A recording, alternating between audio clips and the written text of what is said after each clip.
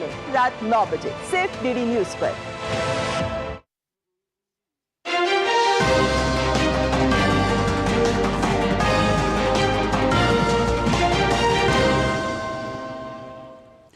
नमस्कार, आप देख रहे हैं समाचार आपके साथ मैं हूं पराक्रम सिंह शेखावत। बताएंगे आपको इस वक्त की बड़ी खबरें। शुरुआत करेंगे सुर्खियों के साथ। प्रधानमंत्री ने महाराष्ट्र के अकोला में केंद्र सरकार की गिनाई उपलब्धियां, कांग्रेस पर जमकर साधा निशाना। कहा, इन दिनों हिमाचल, तेलंगाना और कर्नाटक जैसे राज्य कांग्रेस के शाही परिवार के बने हुए हैं एटीएम।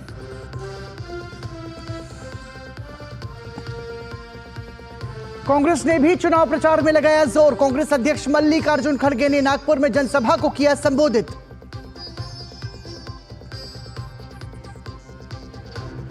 झारखंड में भाजपा ने तेज किया अपना प्रचार अभियान। छतरपुर में वरिष्ठ भाजपा नेता अमित शाह ने कहा, संविधान का अपमान करना राहुल गांधी की पुरानी आदत। राहुल गांधी भी कांग्रेस के पक्ष में संभालेंगे मोर्चा।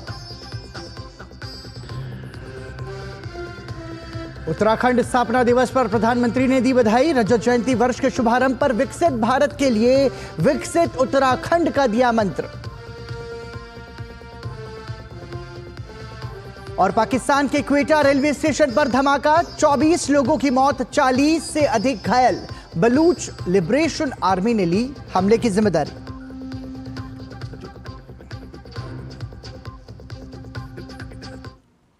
सुर्खियों के बाद खबरों पर नजर विस्तार से। प्रधानमंत्री नरेंद्र मोदी ने आज महाराष्ट्र के अकोला में एक विशाल जनसभा को संबोधित किया।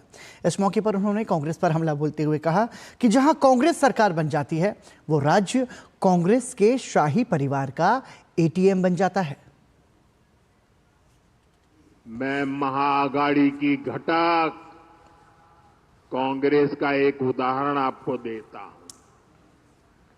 जहां कांग्रेस सरकार बन जाती है, वो राज्य कांग्रेस के शाही परिवार का एटीएम बन जाता है।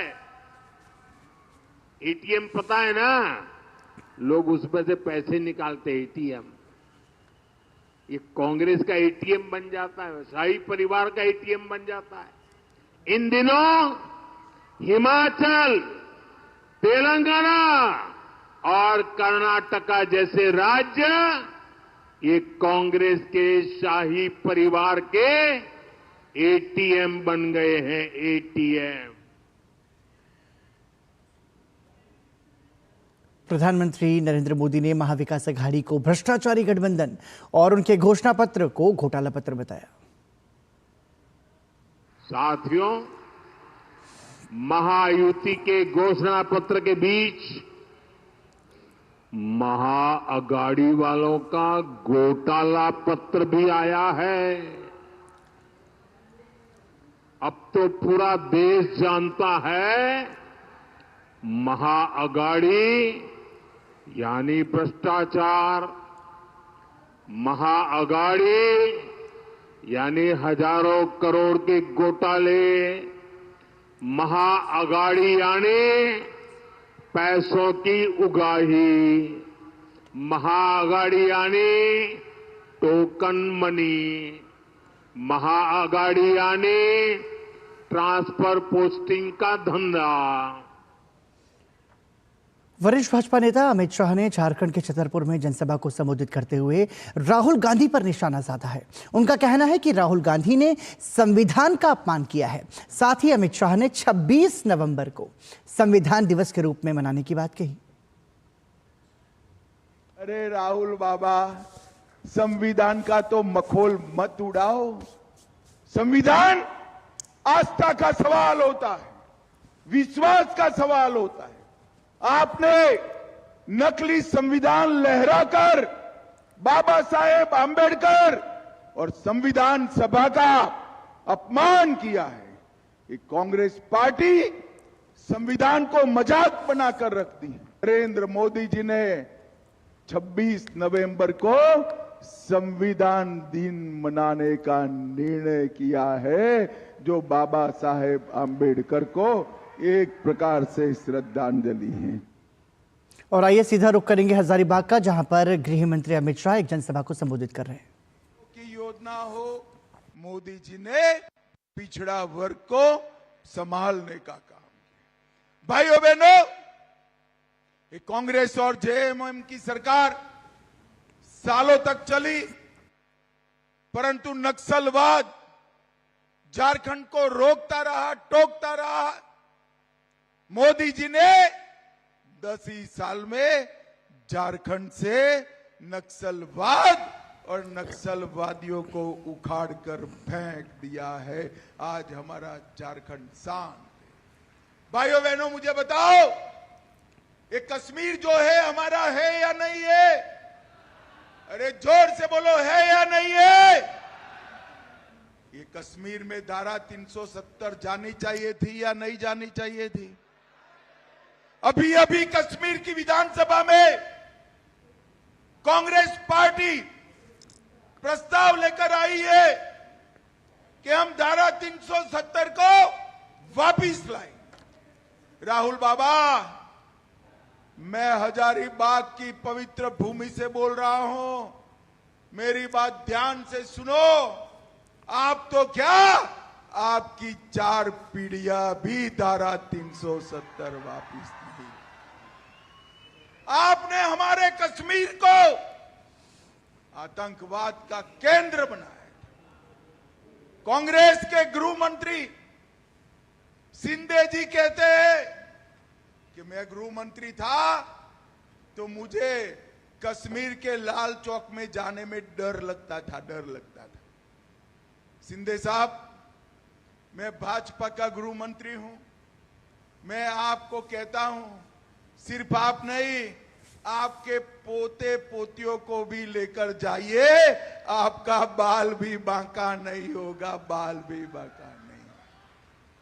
सालों तक ये कांग्रेस की सरकार चली, पाकिस्तान से आतंकवादी भारत में घुसकर बम धमाके करते थे और कोई जवाब नहीं दिया। आपने 2014 में मोदी जी को प्रधानमंत्री बनाया, फिर से पाकिस्तान ने उरी और पुलवामा में हमला किया। मोदी जी ने 10 ही दिन में पाकिस्तान के घर में घुसकर सर्जिकल स्ट्राइक और एयर स्ट्राइक कर आतंकवादियों का सफाया करने का काम नरेंद्र मोदी जी ने। और भाइयों बहनों, मोदी जी ने इस देश को सुरक्षित बनाया है। मोदी जी ने इस देश को समृद्ध बनाया है। 11वें नंबर पर एक छोड़ कर गए थे और 11वें नंबर से आज तक, मोदी जी आने तक 11वें नंबर पर रहे।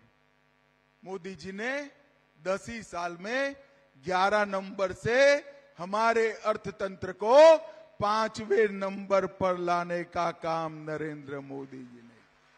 क्या हजारीबाग वालों 5वें नंबर से खुश होते हो? 2027 दिसंबर में हमारा हिसाब मांगना, भारत दुनिया का 3रे नंबर का अर्थतंत्र बन जाएगा। भाइयों बहनों, आज इतने सारे युवा यहां है, माताएं बहनें हैं। मैं माताओं बहनों को कहने आया हूं कि गोगो दीदी में जो अभी पैसा मिलता है, वो गोगो दीदी योजना हमारी सरकार आने के बाद आपको हर महीने, हर साल 25,000 रुपया सीधा आपके बैंक अकाउंट में ट्रांसफर करने का काम। झारखंड के हजारीबाग में एक चुनावी जनसभा को संबोधित करते हुए गृह मंत्री अमित शाह ने कांग्रेस पर निशाना साधा, राहुल गांधी पर निशाना साधा और एक बड़ी बात गृह मंत्री अमित शाह ने कही। उन्होंने कहा कि कश्मीर में जो कांग्रेस अपने सहयोगी गठबंधन के साथ विधानसभा में अनुच्छेद 370 की वापसी का प्रस्ताव लाई है, तो अमित शाह ने कहा कि मैं हजारीबाग की पवित्र भूमि से ये संकल्प लेकर के ये बात कहता हूं कि कांग्रेस तो क्या, कांग्रेस की 4 पीढ़ियां भी कश्मीर में अनुच्छेद 370 की वापसी नहीं कर सकती।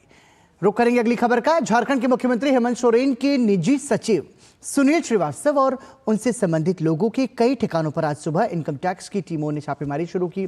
सूत्रों के मुताबिक चुनाव में अवैध कैश फ्लो और हवाला के जरिए राशि इधर से उधर ले जाए जाने की सूचना पर यह कार्रवाई की जा रही है। इनकम टैक्स की टीमों ने भारी सुरक्षा के बीच रांची में मुख्यमंत्री के निजी सचिव सुनील श्रीवास्तव और उनकी पत्नी के अशोकनगर स्थित आवास के अलावा परिवार के सदस्यों और जमशेदपुर में व्यापारिक और औद्योगिक प्रतिष्ठानों पर एक साथ सुबह से सर्च ऑपरेशन शुरू किया। कुल मिलाकर करीब 15 ठिकानों पर जांच शुरू हुई है। सुनील श्रीवास्तव लंबे समय से मुख्यमंत्री हेमंत सोरेन के निजी सचिव हैं। वो पहले सरकारी विभाग में इंजीनियर थे, बाद में उन्होंने नौकरी छोड़ दी और हेमंत सोरेन के सहयोगी के तौर पर काम करने लगे। वो झारखंड मुक्ति मोर्चा के केंद्रीय समिति के सदस्य और पार्टी के स्टार प्रचारक भी हैं। इसके पहले आयकर विभाग ने विधानसभा चुनाव में हवाला के सहारे पैसों के लेन देन की सूचना पर बीते 26 अक्टूबर को रांची, जमशेदपुर, गिरिडीह और कोलकाता में 35 व्यापारिक और औद्योगिक ठिकानों पर 2 दिनों तक छापेमारी की थी। इन कारोबारियों के ठिकानों से 150 करोड़ रुपए की बेनामी संपत्ति और निवेश से संबंधित दस्तावेज जब्त किए थे। आयकर विभाग ने छापेमारी के दौरान मिली नकद राशि का व्यापारियों के बुक्स ऑफ अकाउंट से मिलान करने के बाद 70 लाख रुपए जब्त कर बैंक में जमा करा दिए। भारतीय जनता युवा मोर्चा के कार्यकर्ताओं ने मुख्यमंत्री सुखविंदर सिंह सुक्खू के नेतृत्व वाली राज्य सरकार के खिलाफ विरोध प्रदर्शन का अनोखा रास्ता निकाला। युवा मोर्चा ने शिमला में समोसा मार्च का आयोजन किया। इस समोसा मार्च में सैकड़ों की संख्या में युवा मोर्चा के कार्यकर्ताओं ने हिस्सा लिया। गौरतलब है कि हिमाचल प्रदेश के मुख्यमंत्री सुखविंदर सिंह सुक्खू के लिए बनाए गए समोसे और केक उनके सुरक्षा कर्मचारियों को परोस दिए गए। इसके बाद विवाद खड़ा हो गया और सीआईडी जांच की जरूरत पड़ गई। भारतीय जनता युवा मोर्चा के हिमाचल इकाई के अध्यक्ष तिलक राज ने कहा कि पूरे देश भर में हिमाचल प्रदेश का मजाक बन चुका है। कभी टॉयलेट टैक्स लगाने की बात होती है और अब समोसे पर नई बहस शुरू हो गई है। कभी ये टॉयलेट पे टैक्स लगा देते हैं और कभी ये समोसे की जांच कराना शुरू करते हैं। ये बहुत दुर्भाग्य का विषय है और मैं इस पर स्पष्ट रूप से कहना चाहता हूं, इनकी मीटिंग में जितने भी साइबर सिक्योरिटी या बाकी सिक्योरिटी संबंधी जो मुद्दे थे, उन मुद्दों की चर्चा ना होते हुए 5 स्टार होटल से आए 21 समोसे आज पूरा देशव्यापी हो गया है विषय। और सारे लोग हिमाचल का मजाक बना रहे हैं कि हिमाचल की सरकार कर क्या रही है ये, और सारे हिमाचल वासियों का सर जो है सर शर्म से झुक गया है। वक्फ संशोधन विधेयक पर गठित संयुक्त संसदीय समिति यानी कि जेपीसी आज से 5 राज्यों के दौरे पर है। दौरे के पहले चरण में आज जेपीसी असम के गुवाहाटी में है। गुवाहाटी में वक्फ संशोधन विधेयक पर संयुक्त संसदीय समिति की बैठक शुरू हो गई है। इस पर वक्फ संशोधन विधेयक पर संयुक्त संसदीय समिति के अध्यक्ष जगदम्बिका पाल ने कहा कि वो असम राज्य सरकार के प्रतिनिधि, वक्फ बोर्ड, अल्पसंख्यक आयोग और अन्य हितधारकों के साथ बैठक कर रहे हैं। साथ ही मेघालय, त्रिपुरा, मणिपुर के अधिकारियों, वक्फ बोर्ड और हितधारकों के साथ भी चर्चा करेंगे। आसाम स्टेट गवर्नमेंट के रिप्रेजेंटेटिव के साथ, यहाँ के वक्फ बोर्ड के साथ, माइनॉरिटी कमीशन के साथ, हाई कोर्ट के लॉयर्स के साथ और स्टेक होल्डर्स हैं उनके साथ बातचीत करेंगे। आज हमने मेघालय, मणिपुर, त्रिपुरा के भी ऑफिसर्स को, रिप्रेजेंटेटिव्स को, वक्फ बोर्ड को बुलाया है। तो आज हम पूरे नॉर्थ ईस्ट के वक्फ के संबंध में जो हमारा अमेंडमेंट बिल है 2024 में, यहाँ हम नॉर्थ ईस्ट के अधिकारियों से, वक्फ बोर्ड से और जो स्टेक होल्डर। और आइए सीधा रुख करेंगे भाजपा की प्रेस वार्ता का। बाकी सभी पार्टियों से हमारा वोट चाहिए तो हमारी कुछ मांगे हैं। उनकी मांगे क्या हैं, हम मराठी का हिंदी में अनुवाद आपके सामने रख रहे हैं। वक्फ बिल का विरोध हो, नौकरी और शिक्षा में 10% मुस्लिम आरक्षण हो, उसके बाद महाराष्ट्र के 48 जिलों में मस्जिद, कब्रिस्तान, दरगाह की जमीन को मुक्त किया जाए। महाराष्ट्र में मस्जिदों, इमाम, मौलाना को सरकार हर महीने 15,000 रुपया देने का वादा करे। मुस्लिम पुलिस भर्ती में मुस्लिम युवाओं को प्राथमिकता दी जाए। आई रिपीट, पुलिस भर्ती में मुस्लिम युवाओं को प्राथमिकता दी जाए। महाराष्ट्र में शिक्षित मुस्लिम समुदाय को पुलिस भर्ती में प्राथमिकता दी जानी चाहिए। और जब महाराष्ट्र में इंडिया गठबंधन के सहयोगी सरकार बनाएंगे तो आरएसएस पर प्रतिबंध लगाना चाहिए और बाकी टिकट देना चाहिए, वो सब है अपनी जगह पर। नीतीश राणे को जेल में भेजिए, रामगिरी महाराज को जेल में भेजिए और उनके लोगों को छोड़िए, वगैरह वगैरह। मौलाना सलमान अजहरी को जेल से बाहर निकलवाइए और एमबीए के 30 सांसद पीएम को खत लिखे, वगैरह वगैरह। ये बहुत ही तोड़ने वाली डिमांड है। ये देश के विघटन का चार्टर है। लेकिन हमें पीड़ा इस बात की है कि चिट्ठी तो हमने दिखाई आपकी, मराठी में ओरिजिनल है। अब इस पर महाराष्ट्र प्रदेश कांग्रेस कमेटी का जवाब है। जवाब तो मराठी में है, उसका हम हिंदी अनुवाद पढ़ते हैं। आपके द्वारा व्यक्त की गई 17 मांगों के संबंध में आपके समर्थन पत्र दिनांक 7 अक्टूबर 24 के संबंध में हम आपको सूचित करना चाहेंगे कि महाराष्ट्र में अखिल भारतीय सरकार के गठन के बाद हम आपकी मांगों को लागू करने के लिए निश्चित रूप से कदम उठाएंगे। मांगे क्या थी हमने पढ़ दिया, आश्वासन क्या है हमने पढ़ दिया कि हम निश्चित रूप से कदम उठाएंगे। मित्रों, मैं नाना पटोले से क्या बात करूं? पहली बात राहुल गांधी से करनी है। वो देश को रोज ज्ञान देते हैं ना, संविधान की किताब लेके घूमते हैं। राहुल गांधी, आपने कुछ जाना है कि religion based reservation is not permissible under the constitution?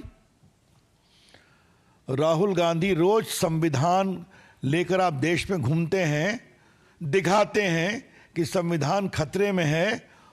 उस संविधान के अंतर्गत साफ लिखा हुआ है कि रिलीजन बेस्ड रिजर्वेशन नहीं हो सकता। उस पर कोर्ट के निर्णय भी हैं। मैं आपके सामने एक जजमेंट रखना चाहूंगा। राहुल गांधी जी को ज्ञान देना जरूरी होता है, तो ये फेमस केस है इंदिरा शौने का। 9 जज सुप्रीम कोर्ट का डिसीजन है मंडल कमीशन पर, और उसका मैं कंक्लूजन पढ़ रहा हूं, para 323। The constitution prohibits discrimination on grounds only of religion, race, caste, sex. कोई पिछड़े हैं तो उसका विचार हो सकता है, लेकिन ये सीधा मनाही है और ये सुप्रीम कोर्ट के 9 जजेस का फैसला भी है। आपको याद है कि आंध्र प्रदेश में दिया गया था रिजर्वेशन, जिसे कोर्ट ने तोड़ा। तो राहुल गांधी जी और कांग्रेस के अध्यक्ष खड़गे जी, आप लोग रोज संविधान लेके देश और झारखंड और महाराष्ट्र में घूमते हैं, तो मुस्लिम जमात आपसे मुस्लिम समाज के लिए 10% रिजर्वेशन मुसलमानों के लिए मांग रही है। इसे आप सही मानते हैं? मैं फिर रिपीट कर रहा हूं कि उन्होंने क्या मांगा है। नौकरी और शिक्षा में 10% मुस्लिम आरक्षण, ये उनकी डिमांड है। ये कॉपी हमारे पास है। तो श्रीमान राहुल गांधी, श्रीमान खड़गे जी, अगर पूजा पद्धति उपासना के नाम पर हिंदू हो मुसलमान हो आरक्षण नहीं मिल सकता, तो वोट की सौदागरी में कहां तक जाएंगे आप? नाना पटोले अपने मन से ये पत्र लिख रहे हैं जो आपके अध्यक्ष हैं, या आपकी सहमति से पत्र लिख रहे हैं? ये बताइए आप। बीजेपी जानना चाहती है। Rahul Gandhi, the BJP would like to know because any reservation on religious ground is totally prohibited. The Constitution does not permit. The Supreme Court judgment also prohibits that. How does your president of Maharashtra Congress tell the Jamaat-e-Ulema will consider it? A downright divisive communal demand of 10% reservation for Muslims. ये हम जानना चाहते हैं Rahul Gandhi Congress party कितना देश को तोड़ेंगे आप वोट के लिए? कहां तक जाएंगे आप? कोई शर्म बची है आपको? वोट के लिए कुछ भी स्वीकार कर लेंगे आप? कर्नाटक के चुनाव में हमारे मित्रों को याद होगा पीएफआई का सहयोग लिया था कि नहीं लिया था इन लोगों ने? काफी उस पर टिप्पणी यहां से की गई थी, मुझे भी एक बार बोलने का पार्टी ने अवसर दिया था. The Congress party is crossing all limits of constitutional propriety and political propriety to get votes to defeat BJP and the NDA. यह है कांग्रेस पार्टी. और चलते हैं देश को संविधान का ज्ञान देने के लिए. न संविधान समझते हैं, न संविधान के भाव को समझते हैं, न संविधान के मौलिक अधिकार की सीमाओं को समझते हैं, लेकिन चलते हैं ज्ञान देने के लिए. और मित्रों और कई चीजें मैंने आपको बता दिया. दूसरा सवाल हम जानना चाहते हैं. इन्होंने कहा है कि आरएसएस पर बैन लगाया जाए और नाना पटोले ने यह भी कहा है विचार करेंगे. खरगे साहब, राहुल गांधी क्या आरएसएस को बैन को कांग्रेस पार्टी समर्थन करती है? खुलकर बताइए, हम भी जानना चाहते हैं. इमरजेंसी में राहुल जी आपकी दादी जी ने लगाया था तो टूट गया ट्राइब्यूनल से. 77 में क्या गति हुई आपको मालूम है? पहले भी क्या गति हुई? अगर कांग्रेस पार्टी को अपनी कुछ और गति करवानी है तो छोड़ दीजिए, लेकिन क्या कांग्रेस पार्टी कमिट करती है in all India Ulema board Maharashtra के डिमांड को कि हमारा वोट चाहिए तो बोलो कि आरएसएस को बैन किया जाएगा? और आपके पटोले साहब ने क्या कहा? सरकार के गठन के बाद हम आपकी मांगों को लागू करने के लिए निश्चित रूप से कदम उठाएंगे. तो इसलिए हम सारे डॉक्यूमेंट लेकर के आए हैं आपके सामने. राष्ट्रीय स्वयंसेवक संघ एक राष्ट्रवादी संगठन है. देश के विकास, राष्ट्र सेवा, राष्ट्र भक्ति में संघ ने ऐतिहासिक काम किया है. चाहे वो अपने दलित बंधुओं के लिए सेवा का काम हो, आदिवासी बंधुओं के लिए सेवा का काम हो, किसी प्राकृतिक आपदा में सेवा का काम हो, देश के मुद्दों पर, सुरक्षा के मुद्दों पर स्वयंसेवक अपने जीवन तक को होम करते हैं. राहुल गांधी 100 साल अगले साल पूरे हो रहे हैं राष्ट्रीय स्वयंसेवक संघ के. 100 साल का लंबा इतिहास है देश की सेवा का. तो हम भी जानना चाहते हैं कि वोट के लिए आप इस पर भी सौदागरी करेंगे आप? तो दूसरा सवाल हमें पूछना है उद्धव ठाकरे से. ठाकरे जी, क्या हो गया आपको? क्या अपना पूरा अपनी विरासत भूल गए आप? आदरणीय बाला साहब ठाकरे ने वहां पर इन चीजों के खिलाफ कितना संघर्ष किया था. मातोश्री का मतलब ही था राष्ट्रीय शक्ति, राष्ट्रीय सुरक्षा का एक केंद्र. और किस तरह से बाला साहब ने इन विषयों को बड़े खुले तरीके से रखा था हम जानते हैं.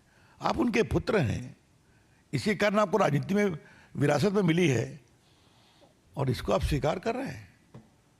तो ये शिवसेना नहीं है, ये अवसरवादी सेना है. उद्धव ठाकरे की शिवसेना अब बाला साहब की शिवसेना नहीं बची, ये सत्ता के लिए लोलुप अवसरवादी सेना है. It is no more the Shiv Sena founded by respected late Bala Saheb Thackeray, but an organization out to grab power by making all the compromises.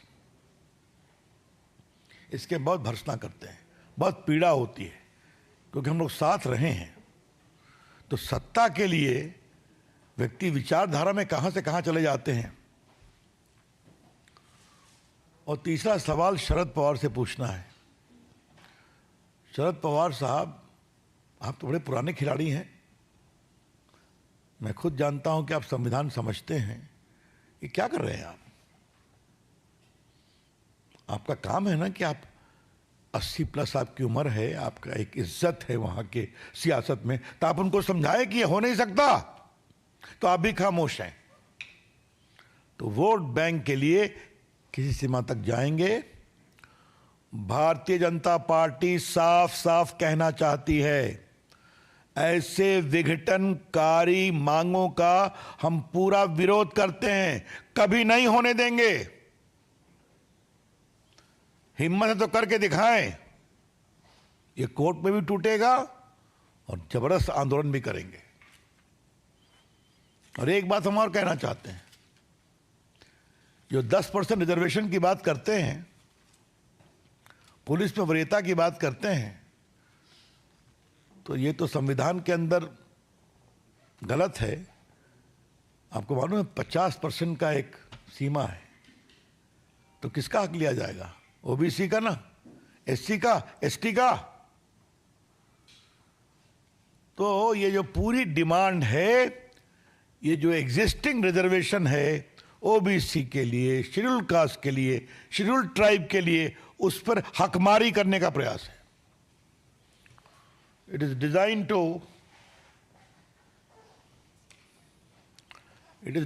To slash the existing reservations meant for OBC, ST and SC.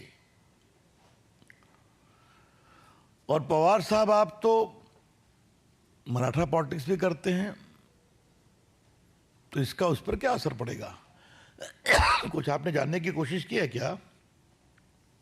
क्या जवाब देंगे आप?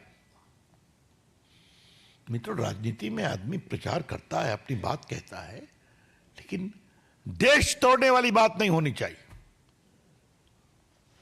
हम इसकी पूरी भर्त्सना करते हैं और पूरे महाराष्ट्र, क्या पूरे देश में हम जो तथाकथित इंडिया गठबंधन है उसको एक्सपोज करेंगे, पर्दाफाश करेंगे कि वोट के लिए देखो ये लोग कहां तक जाते हैं। धन्यवाद friends. Open to question now. BJP के वरिष्ठ नेता रविशंकर प्रसाद प्रेस वार्ता को संबोधित कर रहे थे, जिसमें ऑल इंडिया उलेमा बोर्ड की मांगों पर सहमति पत्र जो नाना पटोले ने लिखा है उसका जिक्र करते हुए कहा रविशंकर प्रसाद ने कि भाजपा धर्म आधारित वोट बैंक की राजनीति पर और धर्म आधारित आरक्षण का पुरजोर विरोध करती है, क्योंकि संविधान इसकी इजाजत नहीं देता है। रविशंकर प्रसाद ने कांग्रेस नेता राहुल गांधी और कांग्रेस पार्टी के अध्यक्ष मल्लिकार्जुन खड़गे पर आरोप लगाया कि पूरे देश में आप संविधान लेकर घूमते हैं, लेकिन जिस चीज की अनुमति संविधान में नहीं है उस पर राजनीति कर रहे हैं, मुस्लिम वोट बैंक को साधने की कोशिश कर रहे हैं, जिसका भारतीय जनता पार्टी पुरजोर विरोध करती है। इसी के साथ समाचार में अभी के लिए इतना ही। देश और दुनिया की बाकी बड़ी खबरों के लिए देखते रहिए डीडी न्यूज। नमस्कार।